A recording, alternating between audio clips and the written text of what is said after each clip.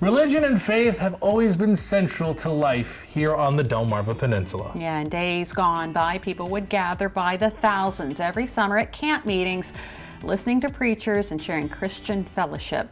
But that tradition wasn't always about prayers and conversations. Jim Duffy of Secrets of the Eastern Shore is here to tell us about the lighter side of those camp meetings.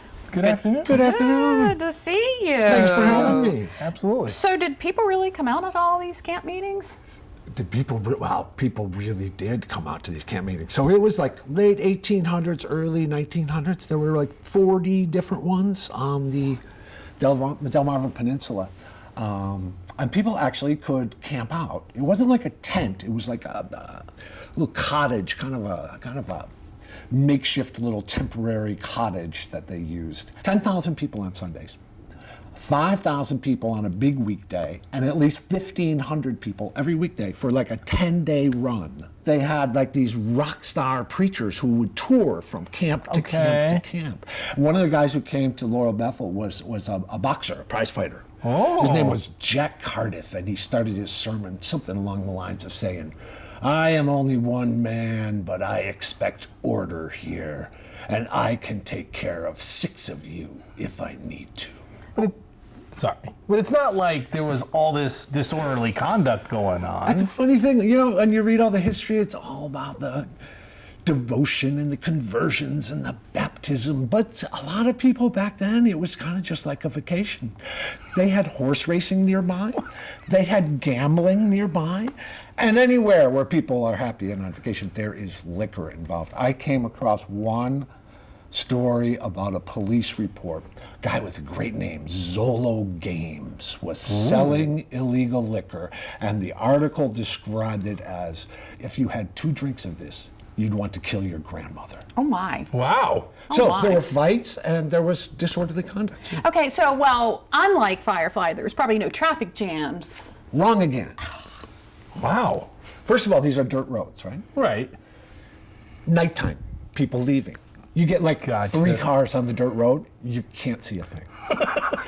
The funniest thing for this religious meeting, in, I don't know, it's like 1906 or something, or 1915, let's say, they set up a speed trap. Now, how do you do a speed trap in 1915? Here's how they did. They described it in the article. Here's how they did. So they had one police officer here. Yep. And he would drop a flag when the car went by. They had another police officer like a quarter mile up the road. He had the stopwatch. He had the stopwatch.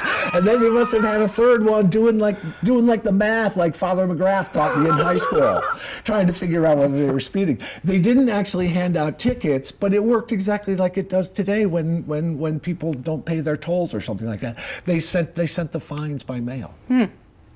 What about the young people? What were these camps like for them? Do I want to know? I don't know about you two. As a teenager, I was pretty much an insecure ball of goo.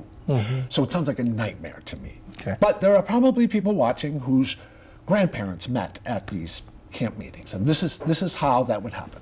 So first of all, there was an article that said, if you don't believe that Sussex County girls are the prettiest girls in the whole wide world, you need to go to the Laurel Bethel camp meeting. This is what would happen every evening. There was an evening promenade. The girls in their fancy, would have been the equivalent of prom dresses or something like that today. They would make a big circle around the tabernacle. And the boys were all on the outside. And the boys could pick a girl and they could ask a question. And that question was, this time? Meaning, can I walk with you this time? And the girls were allowed to give one of 3 answers. This time. Maybe next time. Or never. Never.